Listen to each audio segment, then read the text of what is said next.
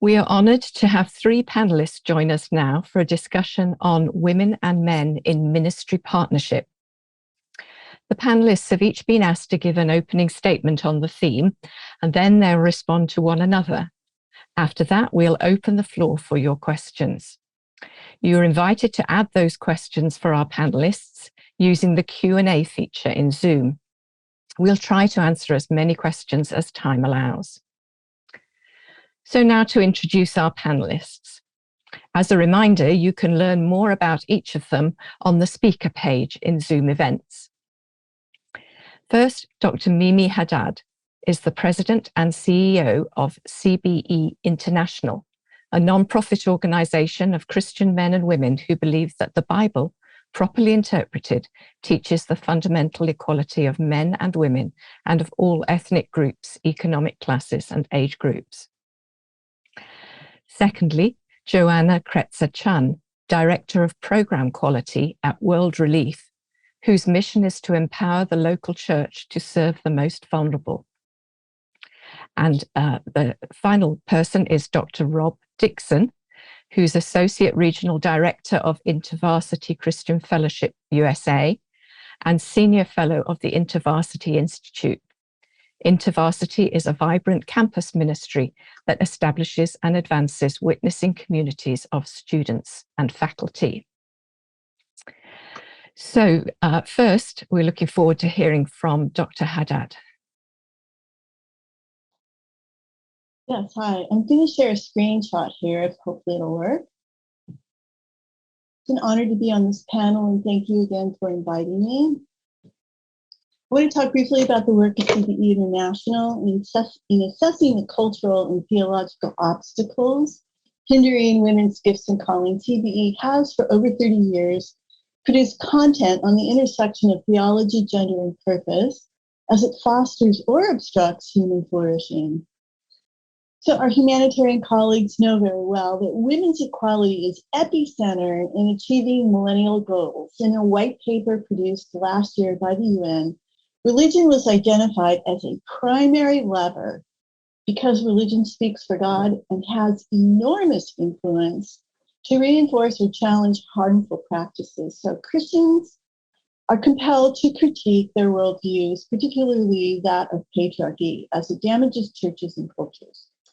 So this is my worldview model. It has four animals that represent the key elements of worldview. Imagine this mobile hanging over a child's crib with these four interconnected animals, so that when a baby pulls on one, it shifts and realigns the other three, delighting the infant.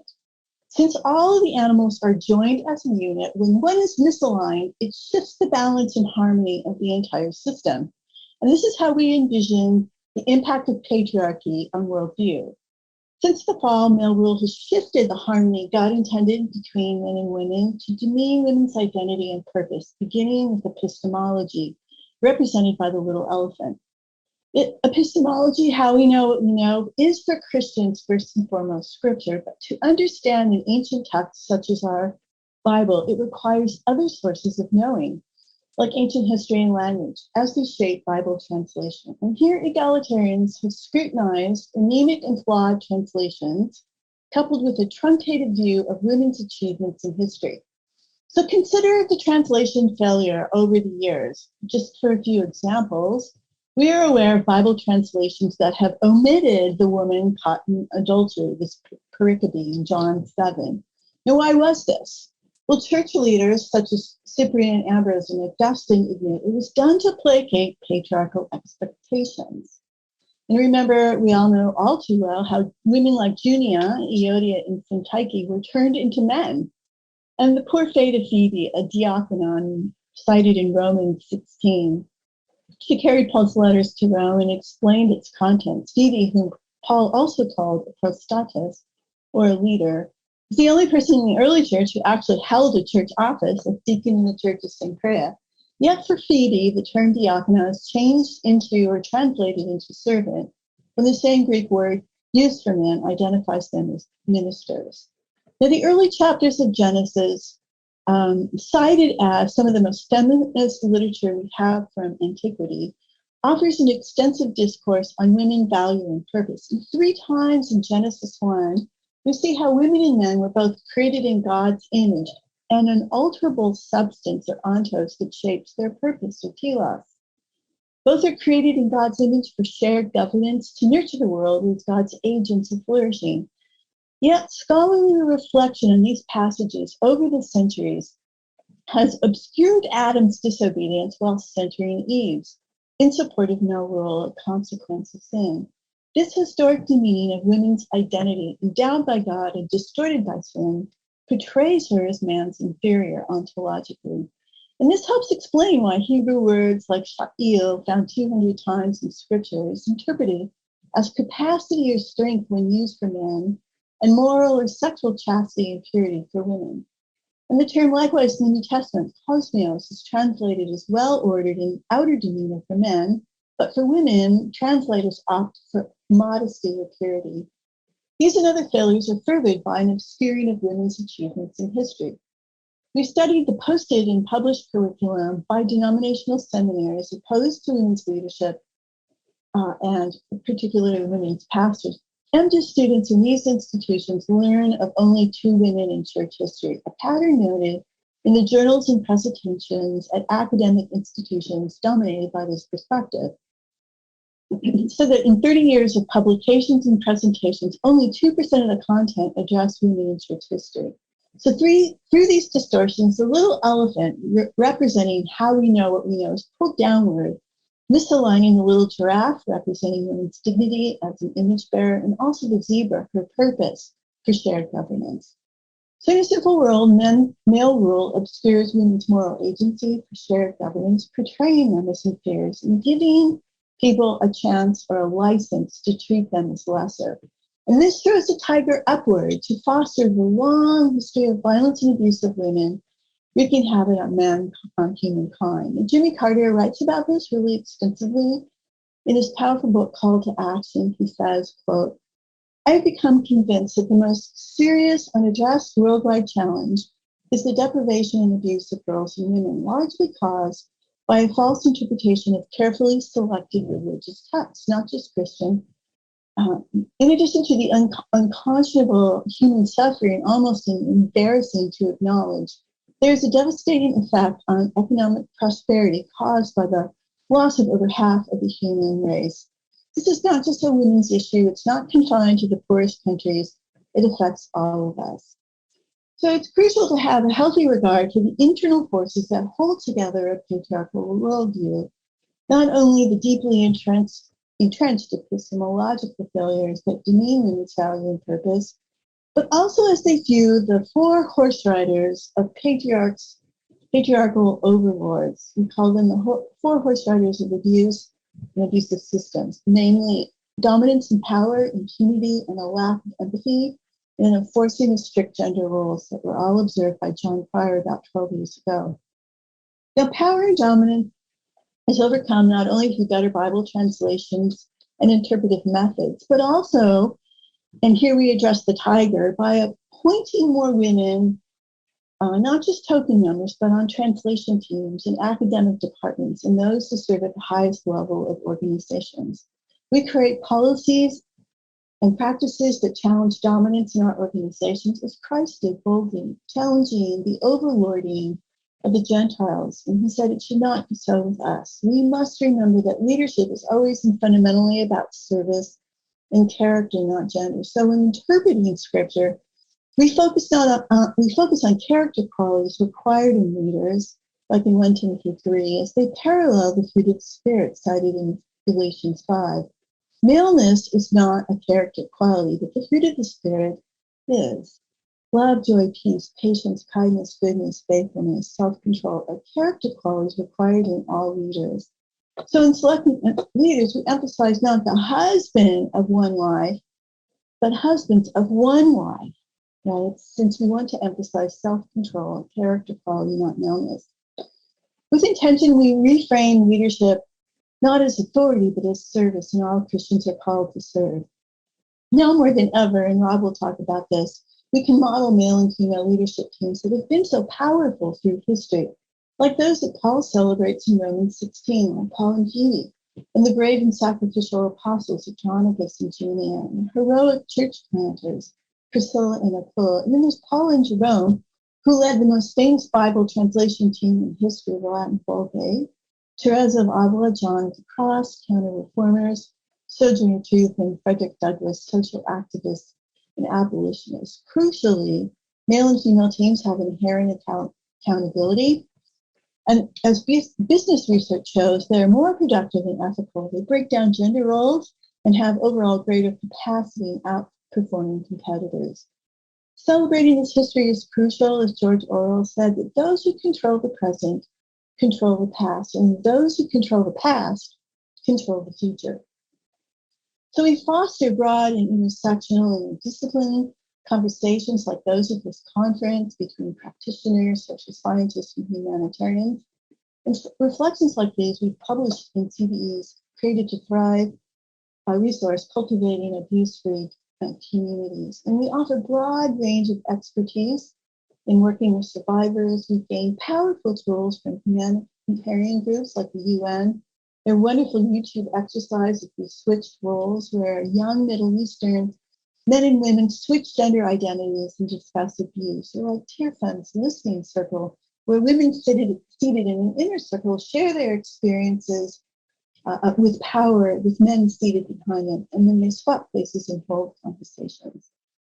So because ideas have consequences, people generating theological ideas desperately need insights from those dealing with the consequences. And here's one powerful example. We're hopefully producing a film on this topic, but after decades of exposing prostituted females, in the 1800s, medical doctor and anti-trafficking activist Catherine Bushnell repeatedly encountered Christians complicit in the sex industry.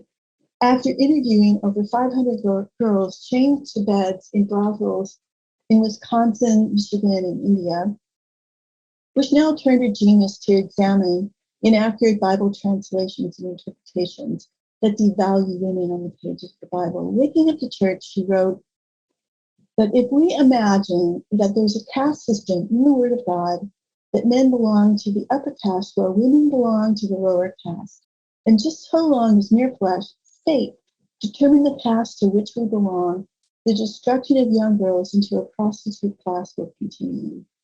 So that is the work that CBE does. We started the head of the river with theological ideas and work with colleagues like Joanna in the social consequences. Thank you.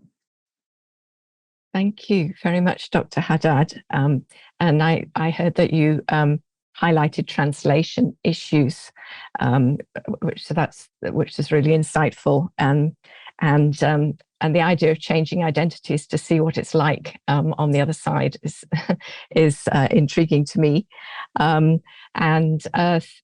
Thank you too for that illustration about the contributions of all being important and affecting one another. So to move on then, we look forward to hearing from Director Chun. Thank you so much. It is, as Mimi said too, it's a privilege to be on this panel, but also a part of these lectures. It has been challenging, encouraging, and just really exciting that these conversations are happening right now. So to give a little bit of my background and how I'm bringing these points forward, I've had the privilege of working for a couple of different Christian international development organizations over the past 13 years. And so I'm drawing from my experience in doing gender mainstreaming within those organizations. So some of my comments come both from the programmatic perspective of working with women and men in communities all around the world, as well as working at the organizational level in order to help organizations be more gender equitable. What does it look like for women and men to lead together in ministry partnership? Or another way of framing that question, what does shared power look like when enacted by women and men together? When I was asking myself this question, my brain first went to many examples within the church and balanced eldership composed of women and men who are guiding a church together to use their distinct gifts, to the organizational level with a board of men and women coming together and using their different decision-making powers as well. But where my thoughts settled were at the household level.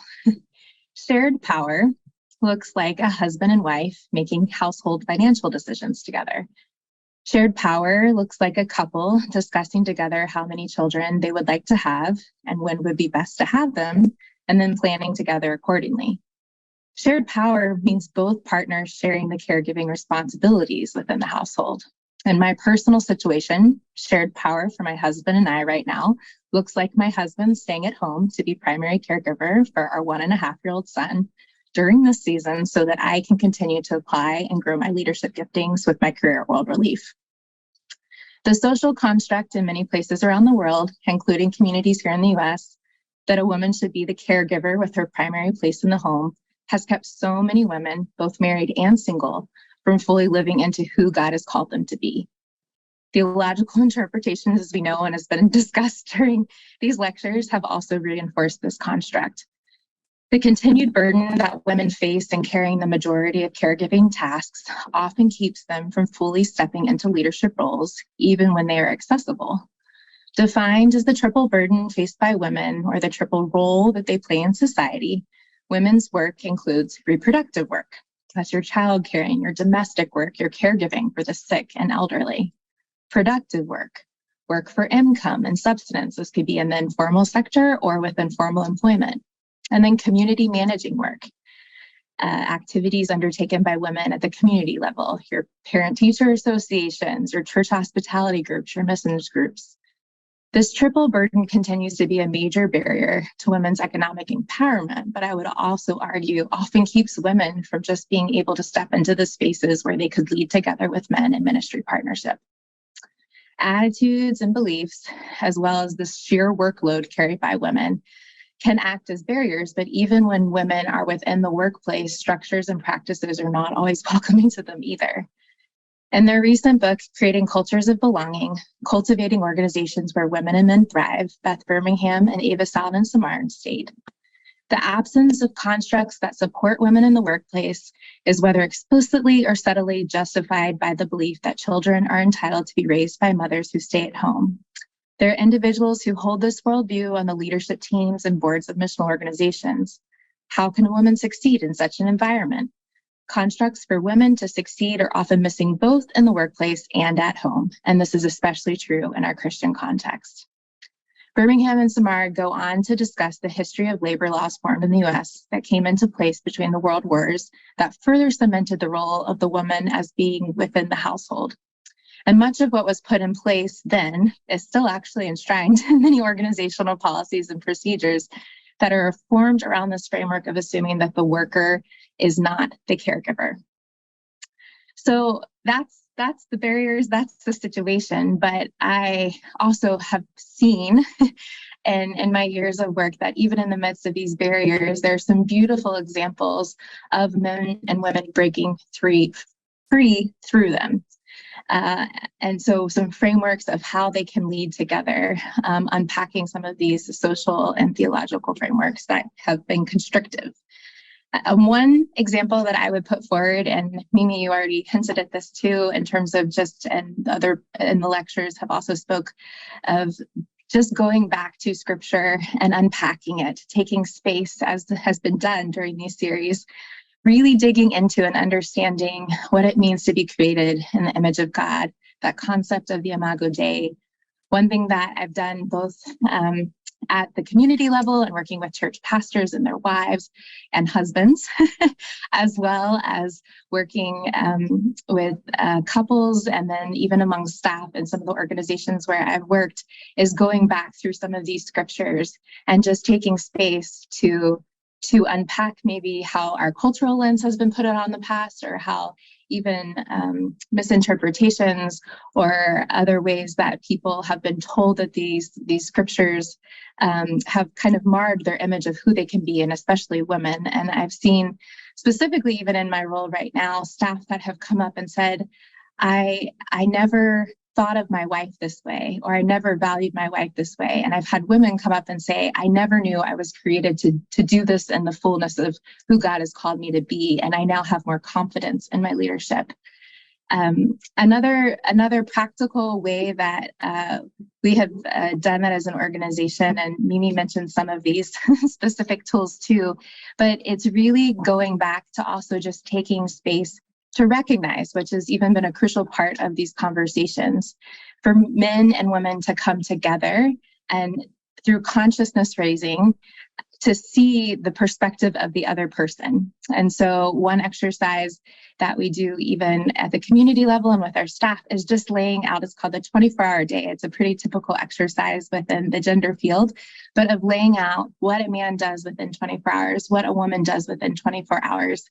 And even though at a couple level, they might think they know what someone else is doing, when it's all laid out before them and it's discussed, you're able to see the different burdens, the ways that it could look different for men and women to be sharing responsibilities on that daily basis that would then free them up to step into other leadership roles as well. Finally, I would say there are things that can be done at the organizational level too that have been framed through these constructs in the past. I mentioned policies and structures that are still looking at frameworks that came about in between the two world wars. I know that maternity policies have been talked about a lot, especially within the United States, as we're one of the few countries that does not have anything at the federal level. But even in addition to maternity policies, talking about parental leave as well, and valuing also for the man to have that leave, as well as the woman thinking about his own household and what that means to his spouse as well. Women also, I think, can take very proactive and have taken proactive ways to overcome some of these common social and cultural and organizational barriers. I think earlier today in the lectures, we were talking about the impact of GBV on women and on our society as a whole as a result of the high rates. And if you were looking and listening to that lecture, you heard some of the statistics. And so if 1 in 3 women have been impacted, what does that mean in terms of 1 in 3 women's ability to lead as well? And so seeking healing for themselves is a key place for many females to start, and being a whole person to bring into the leadership sphere. But also something that I was excited that came up too previously is that women are very relational in their leadership. And so one aspect too that often is reached out to in order to lead well alongside men is actually looking for those support structures, both of males and females, but definitely walking alongside other females. And so modeling that and having mentoring programs and having spaces where women can come at all different levels. I know at an academic level, within a ministry level, a practitioner level like myself, how crucial that is in order to keep going. And then also just really understanding the truth, like I mentioned, going back to continuing to ground ourselves in that truth of who we are. And that's why I've been so thankful for these conversations the past couple of days too, which I think has been a reminder for all of us in terms of this role that God has given men and women and leading together and caring for the world. Thank you very much, Director Chun. Your development expertise is really helpful to us at this point. And you talked about the triple burden on women. That was very powerful. So, Dr. Dixon. Okay. It is wonderful to be here. Thanks for the opportunity, and especially to be on a panel with these amazing women. Let me share. So my question that I'm thinking about and have been thinking about for a number of years is, what would it take for women and men to flourish as partners in the context of Christian ministry? I brought that question into 4 years of research. I've spent years thinking about that in my own experience in ministry, and I'm going to share some of the things I've discovered in this presentation. To begin with, a word about context. I'm talking about the ministry workplace, whether that's a school like Fuller, whether that's a Christian organization, whether that's perhaps a church. And I'm talking about really any context in which women and men work together. So That can be at the lay level, at the pastoral level, that can be as peers, there can be a power dynamic, really anywhere where women and men are working together to advance God's mission. That's the context I have in view. And my model for flourishing mixed gender ministry partnerships takes the form of a Venn diagram, which I hope you can see on your screen. And with any Venn, the goal, the thing you're aiming for is in the middle, where everything overlaps. And so that, for me, is the place of flourishing. That's a bit of a buzzword, flourishing. So let me define what I mean by that. There's sort of two axes to flourishing as I think about them. The first one is that partnerships are missionally effective. So at one level, when women and men work together well, we should expect that the mission will advance because of their partnership. That's one axis of flourishing. The other one is personal satisfaction. So more often than not, at the end of the day, we go home grateful that we get to work together, that it's a life-giving partnership, that it's joyful to be working with one another. I don't have time to go through the whole 2x2 matrix there, but suffice to say, what we're looking for is the upper right quadrant, where missional effectiveness is high and where personal satisfaction is likewise high. Beyond that, there's 10 discrete attributes in the Venn diagram that I'm going to walk you through. They're grouped into 3 domains.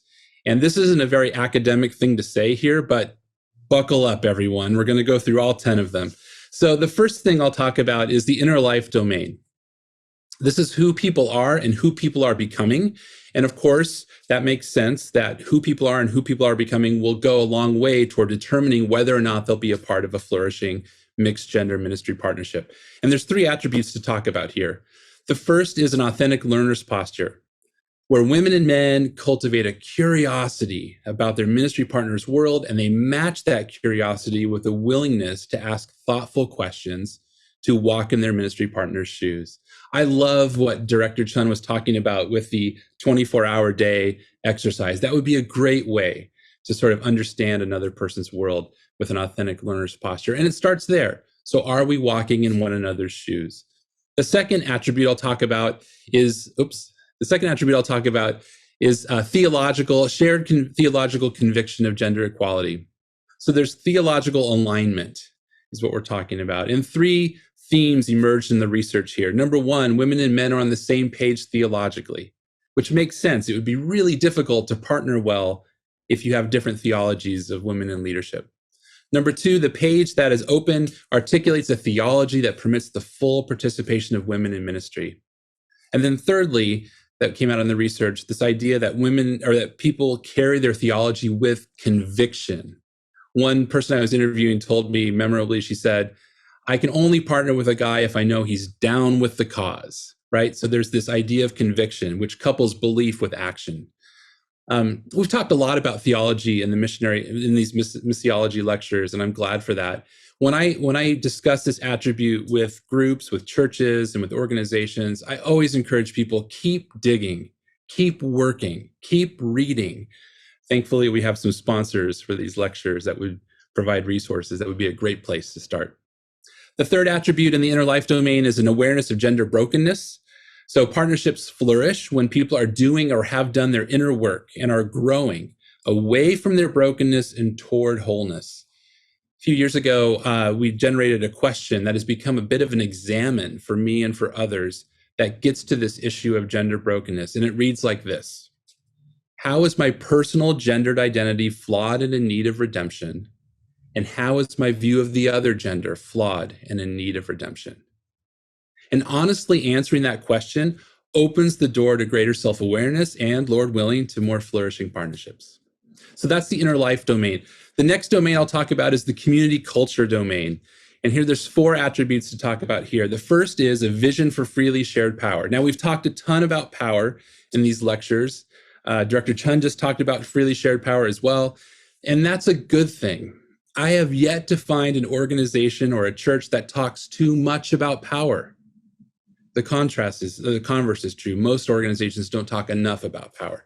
And so I like to encourage 2 conversations. Number 1, what's your community's philosophy or theology of power? Talking about that, I think, is important. Number 2, do a power audit. So who has power in the organization? Why do they have the power that they have? And is the distribution of power how the community wants it to be? And if not, what could it look like to redistribute power? So power, it's important to talk about that. Memorably, in one of the interviews I did, a woman said to me, "We need to talk about power." And she held her hands out to the camera like this. And it struck me as an important visual. She's talking about power, open-handed power, as opposed to clenched fist power. And so I'll share that with you as well. 3 more attributes to talk about here. Difference for the sake of mission. How does your community view difference? In the research, partnerships flourish when differences are acknowledged, when they're welcomed, and then when they're put to work to advance God's mission. And here's the important caveat. Whether individuals are wired, or whether how individuals are wired adheres to the established gender stereotypes or not. The question when there's thriving and flourishing partnerships is, who are you? How has God uniquely created you? Whether or not that aligns with the stereotypes. And how can we put who you are to work to advance God's mission? Third, there's a value for holistic friendships. So in flourishing partnerships, women and men share more than a cubicle. They share life together. One quote that has always stuck with me from the research, a woman told me, "I care about what's happening in my partner's full life, and he cares about what's happening in my full life." And the key word there is full. It's not just that sermon my partner did last week or that paper my partner wrote last week. It's how they're doing in their life with God, how they're doing in their home, how are their hobbies, their self-care, all of that, right? And so there's this holistic friendship that forms in the workplace. Lastly, there's a corporate awareness of adverse gender dynamics. Unfortunately, too many of our ministry workplaces are infected, I'll use that word deliberately, by subtle but potent dynamics that negatively impact women, that marginalize women. And my research found that when a community has a radar to see those things under the surface, they can work to mitigate them, and women and men can flourish together in ministry. There's a ton of examples I could give that I don't have time for, but I will point you back to Dr. Leanne Zabinski on day 1, who shared some examples of unconscious gender bias, which I think that's exactly what I'm talking about here. Finally, the intentional practices domain, and there's 3 attributes to talk about here. The first is abundant communication. Sometimes people ask me if any of these 10 attributes are like deal breakers, and this one comes pretty close. If you can't communicate abundantly in terms of quantity and quality, it's going to be difficult. I think communication is like oil in the partnership engine. It makes everything else work. And women and men need to push through, and I'll just use a term here, push through the awkwardness to have communication and to work together well. So I like to encourage people to be intentional about working on basic communication skills, right? Eye contact, nonverbal, paraphrasing for understanding, all of that. Second, there's this idea of contextualized boundaries. For a long time, the Billy Graham rule has mediated ministry partnerships between women and men. Sometimes I call it the 11th commandment. But my research demonstrated several unintended negative consequences about the Billy Graham rule, which I don't have time to go into in detail. But I will say these consequences have largely marginalized women. And so in the research, what came out was this idea that can we consider contextualized boundaries? Boundaries that fit us, uniquely us, given our journeys, given where we're at in terms of recovering from our brokenness and moving toward wholeness. And we have a conversation. Is it awkward? Absolutely. We have a conversation, and then we move ahead with integrity and with accountability. Last attribute I'll talk about is public affirmation and modeling. When our value for mutuality and a flourishing partnership is modeled, is proclaimed publicly, flourishing partnerships are more likely to happen. I think this should encourage us to think about questions of representation, to be intentional about the pictures on our website, to be intentional about the books we assign on our syllabi, and to be intentional about who inhabits our pulpits on Sunday mornings. There's your 10 attributes. I do think there are 2 themes that sort of weave through all 10 of them, and I'll end with this. The first is intentionality. These things aren't just going to happen on its own. If mixed gender ministry partnerships were easy, we would have figured it out by now. We're going to have to roll up our sleeves and work at it. It takes work to work towards theological alignment. It takes work towards shared power. It takes work to communicate. So we need to be intentional. And then the second theme that weaves through all 10 of them is courage. And I think a lot of this is going to require us reimagining how we operate in our church workplaces and our organizations. And so what does it look like for us to have courage, intentional courage, as we go about this work. Thank you. That's great. Thank you very much, Dr. Dixon, for sharing your research and encouraging us to get intentional about this. So we're going to move into some discussion between the panelists as the audience is writing questions as well in the chat. I know that the three of you know one another and even have worked together, I think. So I'd like to hear you talk to one another about this and, what are the convictions that you share? Are there any differences between your contexts or your ideas? I don't know who'd like to go first, but I look forward to hearing. So I have a question for Joanna about just since I've known Joanna since before she was married and with her beautiful son. But I'm wondering about the parallels you might see in the workplace as we advocate for women at all levels and this beautiful texture you provided in the home. So are there roads that just sort of wind right beside each other in those experiences that you've had? Yes, definitely. I mean, I think personally, yes, but then also I would say I've mentioned at the beginning that so much of my framing comes from the work I've done at the community level and then also organizationally. And I think at the community level, when you have men and women and even I would say like partners, spouses at a household level, when there is that mutual valuing of one another, when that sharing of responsibilities is actually happening, and even when there's a valued honoring of one another and making key decisions, that male takes that to his workplace too. And he sees the females around him differently and he interacts with them differently. And he has different even understanding of what might be on their plate and therefore the different sacrifices they're making even, right? And I would say also that female then is freed up if she has a spouse and that's honoring in the same way to also feel free to step into who she fully is as well. Whether that be in the home, if that's where she feels called, or whether that be in the community or in the workplace, or all three. So I think definite parallels there. I actually also, something that we do at the household level and the work that I do that struck me, Rob, when you were talking, Dr. Dixon, when you were talking about some of the activities or specific ways to think through your construct. You talked about power audits at an organizational level. Who holds the power? And that's actually, in the work that I do, that's what we do at a community level and within households. There's a formal tool called a control access profile. Who controls different resources? Who controls different assets?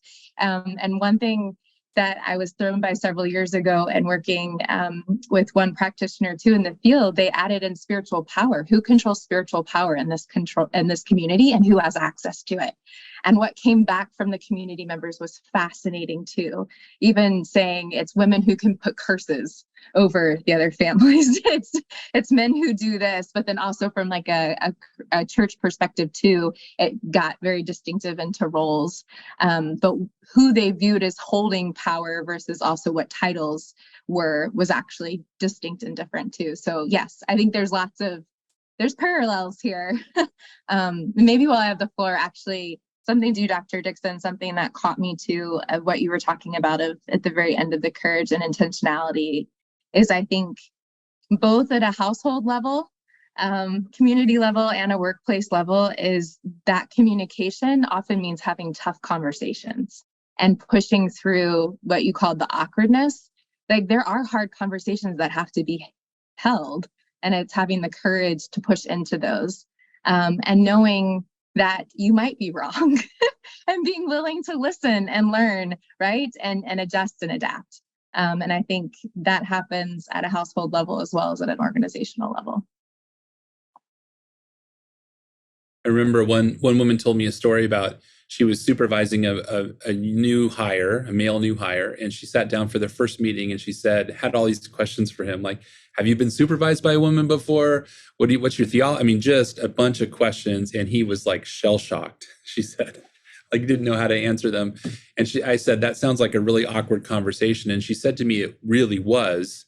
But you know what? The 10th conversation wasn't quite as awkward. And the 30th definitely wasn't as awkward. And I think what I took from that is it's going to be awkward until it's not, right? Right. And so culture and ethnicity play into that so heavily too, don't they? So, Well, I was thinking about the double bind of race and gender in managing men and in supervising men. And often there is, so for me, first generation, firstborn woman from an Arab context, my culture is one of very much serving families and men. And when I began supervising men, it was just, for me at least, incredibly awkward initially because of my context. And I think what we said this evening is so very true. I mean, we can intellectualize our calling as Christians to share power and leadership, to live into our talents. But then you come against this invisible culture that can just be crippling at times, is how I would describe it. And it's just taken so many awkward conversations, prayer, counseling, just figuring out how to be authentically who I'm called to be with moving through this ether of holdback from my own culture. So it was hard. It's really hard. Yeah, in my experience, you sometimes don't know what the holdback in your own culture is until you've experienced another one. And yeah, certainly I learned from living in Asia that actually I had experienced sexism and various other hindrances, but I'd never realized it before until I saw what my Asian colleagues were grappling with and recognized the same things. Yeah, that's helpful. Thank you. Okay. Could you, Dr. Haddad, could you say again what you were saying about translation? Because I think that was quite detailed, and I'm not sure that we all grasped how the translation could be significant. Yeah, I think we take for granted. I've talked to so many people who believe that the King James Bible just fell out of the sky into our laps on Sunday morning, and this is the Word of God. And that there was absolutely no human intermediary bringing this Bible to us. And I appreciate the naivety and the faith in that perspective and honor it. At the same time, it is just daunting when you get into the weeds of Bible translation. CBE is right in the middle. We're almost finished with a Bible translation resource that addresses these challenges, but they're legion. And I remember I was reading Catherine Bushnell's book, God's Word to Women, and some of her other writings. And she says, when she was working as a missionary in China, and she learned Chinese as a medical doctor, and she was reading her Bible, and she came across the fact that the two women mentioned in Philippians who were co-workers of Paul, Euodia and Syntyche, were men, were turned into men. And she asked her colleague, who's Chinese, she said, why are we portraying these women as men? And he said, well, because no one in China could accept co-workers of Paul who were women. And she said, but this wasn't simply a Chinese situation. This happened all over the Middle East. Bible translations cater to, in an effort to not offend, the culture in which they are translated, for which they are translated. So this happened in the Middle East, in Syria and the Arab world. Many of the leaders in the Bible were translated, their gender was obscured or changed. So when we get our English Bible, some of this continues. I try to talk just briefly about the emphasis on women's sexual purity.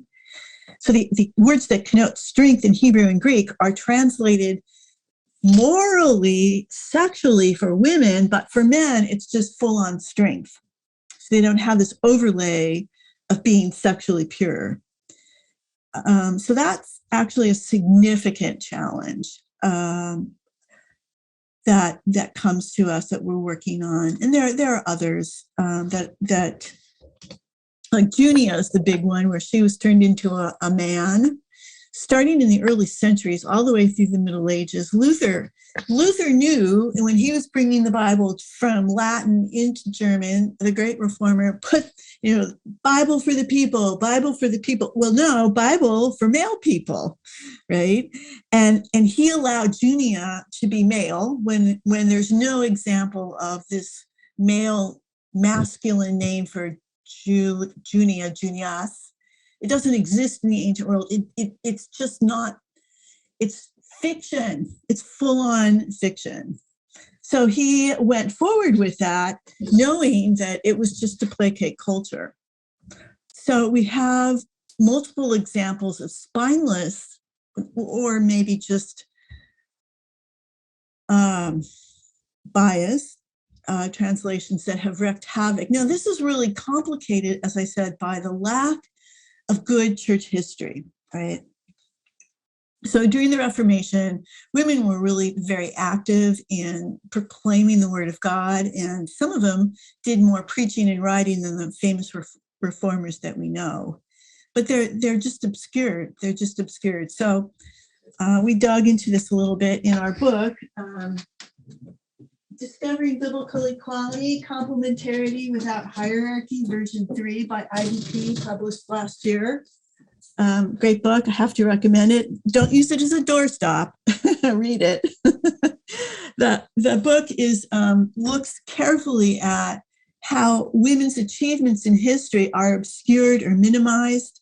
I mentioned the two women who are required in complementarian denominations. One of them's a heretic. I mean, she didn't really believe in God. So you really have to go, okay, conspiracy theory, intentional. We mentioned intentional. I'm being intentional in exposing these problems and realizing what they do to the minds of children. Like my students, I teach women in history and theology at Fuller, and my students come to me enraged that I rehearse these people from history and the things they accomplished. And they're like, we never heard of these women. Why do I have to wait to be 45, working on my MDiv, and I don't know who Hildegard von Bingen is? Or I'm not aware of Rafka, who's the first woman saint in the Middle East. These are just, there's just not been effort invested into this important project. Mm-hmm. Thank you. Yeah. We have some questions appearing in the Q&A, and also a lively discussion in the chat. So perhaps we should go to the discussion in the chat at the moment, because it's happening at the moment. And question in the Q&A says, there's a conversation in the chat regarding the Billy Graham rule, and a couple of people interpreted what that is, because we haven't all heard of it, about Dr. Billy Graham, the evangelist, not allowing himself to be in a room with anybody other than his wife if they were alone. So the question is, how would you respond to this concern that ostensibly seeks to promote a holy sexual ethic? So perhaps, Joanna, would you like to have a go at that? I thought you were going to hand it back to Dr. Dixon, since he's No, let's put you on the spot. I think so. I know how we view that in the United States in different circles, but I think cultural context also comes into play here. So if we're looking at this we have viewers, I'm assuming, from all over the world as well. And so I think there are specific settings as well where you have to think about interpretation of what's happening around you and your culture. And that makes men and women leading together and having a closed door conversation when it's just one man, one woman look very differently than it could in other cultures, right? Depending on what's defined for roles in that culture, and if you're wanting to be a good witness as well. I think I haven't read the chat fully. I saw some things about protection coming up, and I do think that is something that is true too, because there has been abuse that has happened, both verbal as well as physical abuse, right? And close settings. And I think I saw someone saying just coming up of using discretion. And I think for both a female entering into a conversation as well as a male, right? If you're going to be in a space where you think it is going to put you in an awkward position, and not for awkward conversations that we're talking about, right? But that would put you in a space that would lead to temptation, that would lead to abuse of power or any of those things, then make a wise decision and propose something else, right? But there's also lots of spaces, even in public, where a man and female can be together. I manage a large team of people based in multiple different countries, males and females. And so the way that I interact with them, I try and look at their personalities, not necessarily their genders, and the ways that I'm trying to learn and listen who they are as a whole person, and wanting to make sure I'm providing the same to each one of them too. So not that I would go out with one of them and do something special just because it's a woman versus doing something that I would not do with my male colleagues as well. And I think as a supervisor or as a leader or even as a peer, I think having some of that in mind as well, of cultural context, making responsible decisions, using your own discretion, both ways it's important. Dr. Dixon, did you have anything to add? I've been trying to track with the chat, but there's a lot going on there. Maybe just a couple of thoughts. I do think it's important to have a reckoning with the impact of the Billy Graham rule, right? That it hasn't solved all the problems of the world, for one thing. And then for another thing, there have been these negative unintended consequences for women. So a couple of quick examples. One, I remember a woman telling me in an interview, look, I just can't do my job if we're going to rigidly adhere to the Billy Graham rule. Like I just need to be able to be in the presence of the people I'm supervising or caring for, right? Or another one would be that the Billy Graham rule, people would tell me stories about how it just perpetuates a narrative that, women and men can't control themselves, or women are vixens, or just there's different varieties of that narrative. But, no rule is going to solve all of those issues, right? That's the deep work we need to do in terms of our gender brokenness, right? So that's there as well. And then a third unintended consequence that came out was this idea that women are deprived of agency with a rigid embrace of the Billy Graham rule, right? So a woman told me a story one time of going to a conference, driving across the Upper Peninsula of Michigan, I think it is. Yes, not a Midwesterner. So Michigan, and wanting to drive with a colleague who said, no, I can't drive with you. The Billy Graham rule is something that I adhere to. And what that made her feel as a threat to his marriage, or it made her feel, that she was in some way deficient. But then what she said is, here's the big problem is we all know that we go to a conference and the drive home is where we make decisions about what we're going to do with what we experienced at the conference. And I wasn't allowed into that conversation. And so there's this agency that gets usurped, I think, with a rigid embrace of the Billy Graham rule. And so that's where the contextualized boundaries aren't bad in and of themselves, at least according to the research. It was the idea that there would be this one boundary that worked for us, significant and interesting and a particular individual in a particular place in a particular time, and making that the boundary for everyone in all cases. Can we have a more contextualized approach and talk about that, right? So I think all the things that Director Chun said are right on. And I would just add to that, are we having the conversations about this individually and corporately on our teams? Yes, indeed. Yeah. So there's another question around the parent side of this. So, I mean, in organizations, churches, and so on, we have people who are single, people who are married, people who are caring for children for whether they're married or not. how, so the question is around whether organizations are parent friendly. What are the ways you've seen organizations and teams create space for leader development that is attentive to parental, or perhaps we could just expand it to caring roles? Elderly people and so on could be thought of in that connection too. And it's so often the women who are having those caring roles. Can I respond quickly? Please do. I would definitely like to hear what Dr. Dixon and Dr. Haddad have to say too. But so I used to work for a Christian child-focused organization, which I'm sure many people on this call know. And one exercise that we would do with staff to help them identify who are the most vulnerable children in the community is you throw up balloons in the air and then you try to keep them all in the air. And then for the ones that fall to the ground, you say, these are like the most vulnerable. Who are these children? And then you have them identify. And every time I did this exercise, the staff, one of the groups they would name is our own children. And that like makes you want to cry, right? When you're at a child-focused organization and these staff are saying it's our children because we're out in the community such long hours, or we're traveling away from our families. We can't be there for these significant events.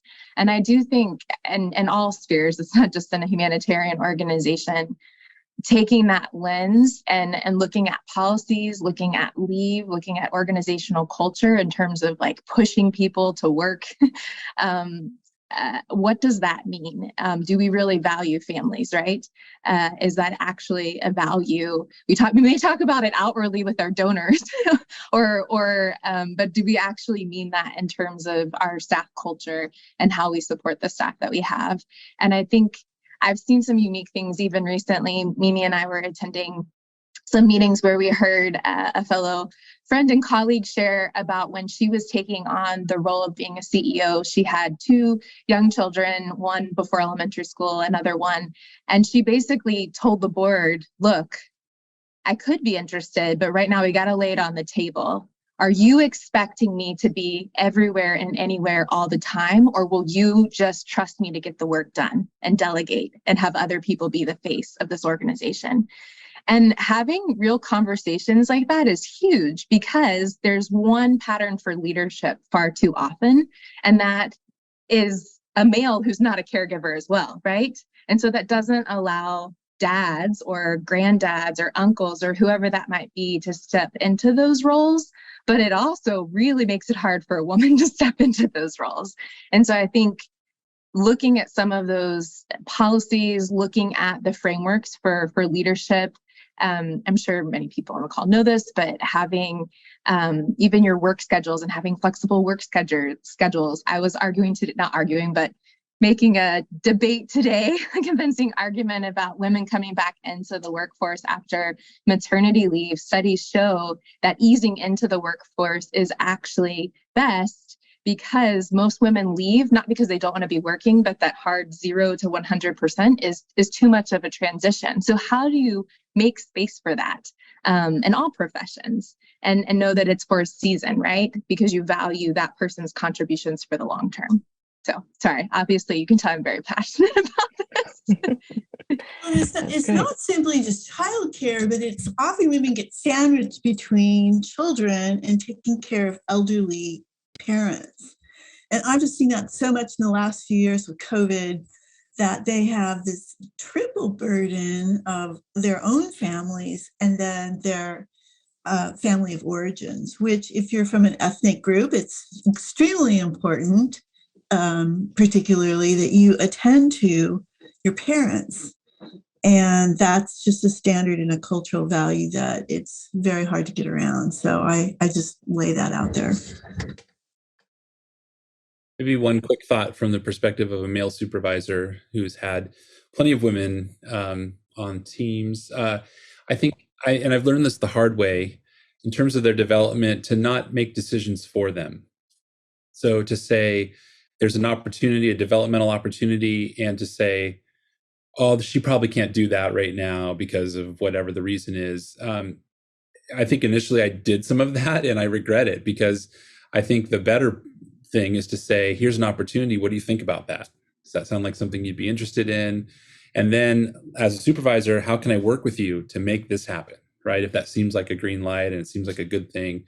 And, that puts me in lots of conversations about, childcare and all of the above, right? But I think that's been my big thing, is not deciding for the women that I get to supervise.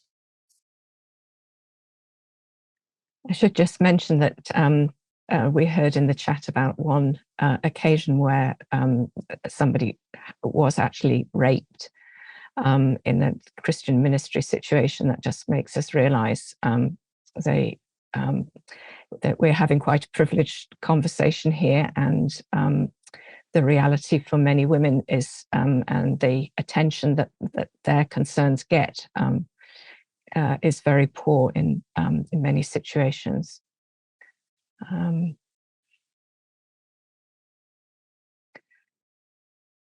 There is another question that's been raised, saying this: there is a powerful through line from this panel and last night's lecture on benevolent sexism. That is, there's hostile sexism, there's benevolent sexism, and the argument from Dr. Hall, who's a psychologist, was that the two of them actually go together. Where you have a lot of benevolent sexism, you also have a lot of hostile sexism. And so the question is, as we consider formation, what would intentional transformation look like for the church to restore partnerships between men and women? And that, especially in the background of that benevolent sexism. Is there some examples of benevolent sexism? A couple rushed to my mind, but were there examples cited? Not many. Yeah. What are your examples? Well, I remember sitting on a bus, one of these massive conference buses that take you from the conference center to the hotel. And I think I was one of two women on a bus with 70 male scholars. And a man sat next to me and said, "I'm just curious if you're married." And I said, "Well, no, I'm not. At the time I was single." And he said, "That explains why you're here." And I thought, well, tell me more about that.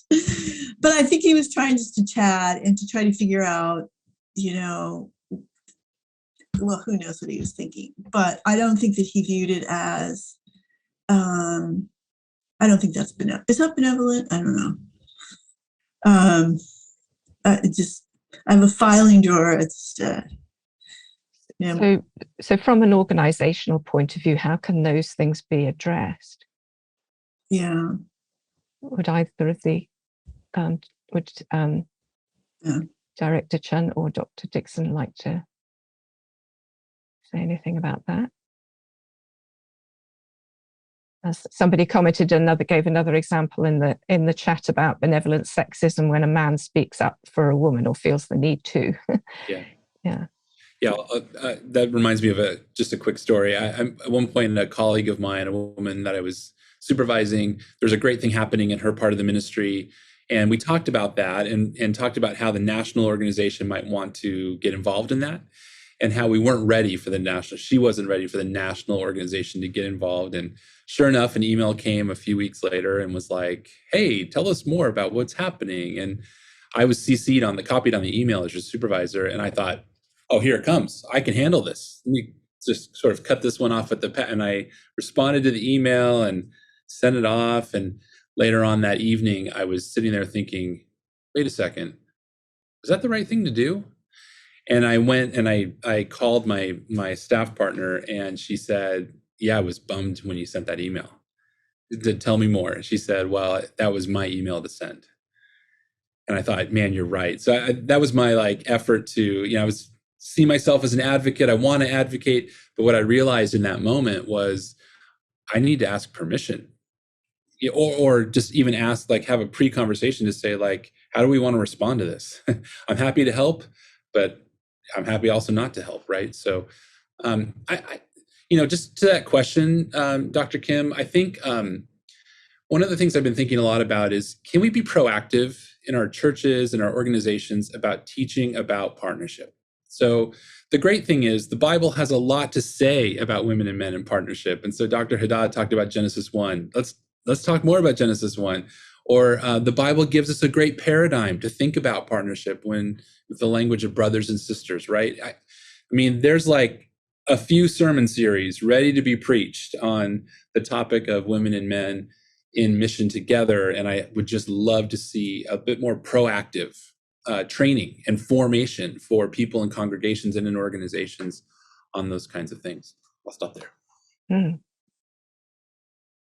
Joanna, Director Chun. I think the formation also of how young these identities and roles and stereotypes are ingrained in us. And so formation, I think of even in terms of within the church, what are we asking boys and girls to do? What are we assuming with service projects and all sorts of things in terms of what interests would be, and just assuming the boys will do this and the girls will want to do this. I think that happens oftentimes within workplaces or within the actual churches and ministry, and how it is divided up as well. We don't ask the question, like you're saying, Dr. Dixon, of like, what would you be interested in doing in this case with everyone present? Sometimes roles are just assigned based on what's assumed. And I think that gets reinforced there too, some of that benevolent sexism. So I think it is bringing everyone to the table and having a conversation, which sometimes takes longer. Right. But it starts there, right? And not just making assumptions. I also think that you can create habits and patterns to warn against benevolent sexism. So if you're on a panel and you're a man, you speak less, and women will intentionally, maybe speak up. I just think there are ways that we can create habits in organizations, good ones, that replace bad ones. Using better translations in chapel. I know Joanna used to run I think you were really active in the chapel they had at World Vision back then. And they did a really great job of bringing women to speak. And lots of people had never heard a woman speak in chapel before. And so you're just pushing this modeling that we hold so deep, a deep value. And we should probably write, a document, a white paper on how to do that. Oh, that would be a great outcome from these lectures. Mm-hmm. Yeah. I wonder if you could extend that modeling a bit more to teams. I don't think we've talked about teams yet, but often in a mission context, work is done in teams, I know. And what difference does it make if that's a team with mixed genders? I know my husband worked for OM a long time ago, traveled around the world, debates about, should there be all male teams or women teams? Any thoughts about that? And then that probably be the last question, but you may have a chance to sum up.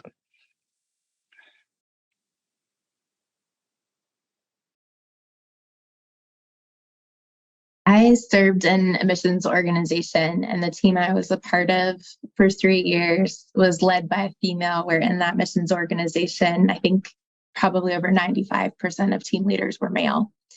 And I was mixed gender, both locals in the country as well as expats working together on a missions team. And for me, it was a beautiful representation, actually, of the different strengths that are in the body and the gifts of the Spirit being used, and how that doesn't matter whether you're male or female. And so the female that was leading was married, and her husband often got questioned, especially because of the denomination we were in. Why is your wife the leader? Why aren't you the leader? Or if people called him the leader, he'd say, no, that's her. And he recognized these are her giftings and these are my giftings. And in many ways, the gendered roles, even within that particular culture, he had some more feminine kind of characteristics of being a great just listener, being very nurturing and caring. And she had really been gifted in other ways. And so I think I think there are ways to call that out and to recognize that and to model that. I'm not going to get into to whether you should only have male groups and female groups, because that totally depends on the cultural context too and how that's perceived. But I do think there's something beautiful of the full image of God being present with males and females leading together, that if you only have males present or only females present, you're going to miss part of that. Yes. So. And I think we had a message earlier, didn't we, that if we over-contextualize, for example, in biblical translations, the revolutionary nature of men and women together in Christ gets lost. I mean, this is one place where, I mean, they don't always do it right, but corporate America has a vision for, I mean, one of the catchphrases is diversity equals dollars. And it's this idea that the more diverse our teams are, the better the bottom line fruit is. Again, corporate America gets it wrong plenty, but to me, the church should be leading the way in this. I mean, we, in our source code, Genesis 1, we're designed to rule, right? Male and female. So I think, I would love to see the church take a more proactive role in this, to experience all the things that we've been talking about on this panel and become a leader in this area. I think we have it in us. So, is there anything that you, the three of you, individually or collectively, would like to suggest as ways forward or reinforce from what we've discussed? What's the message that you'd like people to take away from this discussion? Opportunity for you to sum up in a minute or two each.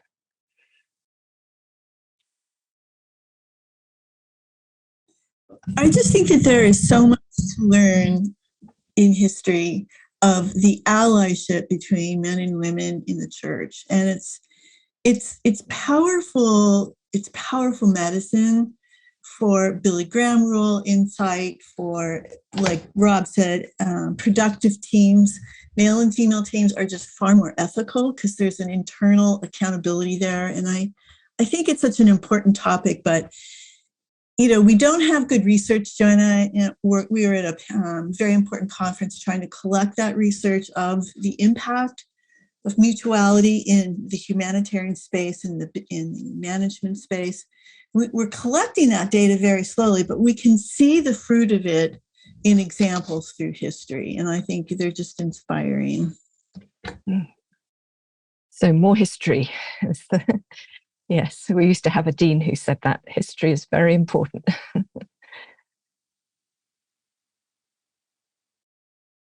Dr. Chun? I was typing a response too, but I would say that there are many obstacles, and we've mentioned many of them, but that it is doable. And so even Dr. Dixon giving that challenge, like, we should be better at this because we do have a grounding, we do have a purpose to live into. And I think there are oftentimes many allies that want to live into this and don't even know how. And so I think accessing resources like Dr. Dixon's book or other ones that have been mentioned, like how do we get those practical tips as well? Because it does start with a heart and a mind change and a grounding and some of those beliefs and realizing where we may need to adjust. But it also, there are practical ways to do it. And I think I'm going to take some of your words, Dr. Dixon, maybe I do think it is having courage to step into those spaces. But that not just women will flourish, which has been mentioned previously in many of the panels. It's not just that women will flourish, all of us will flourish. Men and women will flourish. Families will flourish more. Workplaces will flourish. There will be flourishing spaces where people enjoy going to work and feel like they are fully honored and valued and can contribute. And so I think it's imperative that we access the resources, create more resources, maybe if a white paper is needed, so that we can step into this space. Great, thank you. Maybe I'll just conclude with when I think about kind of the state of the church, Big C Church. I want to change everything tomorrow. I want to dismantle everything. I want to change the mobile, right? Let's remove the patriarchal, what was it, the lion? I can't remember, right? But I want to do all that tomorrow. And I think maybe the word I would end with is, I think it's okay to start small. It's okay to take, baby steps is maybe a term that we could use, or something practical to change something tomorrow. And that's how we'll change this thing over time, if enough of us take that on, right? So I think there may be opportunities. Some of you may have opportunities to make a bigger change in your context. But I think wherever God's put you, what's the next faithful step that you can do to dismantle the patriarchy in your context? Yes, I would echo that. That the small steps and the symbols are often very important. Yeah, great. So thank you so much to our panelists, Dr. Mimi Haddad, Director Joanna Kretzer Chun, and Dr. Rob Dixon for being with us today, for their lively inputs and for the ideas that they shared and the very practical suggestions to take us forward.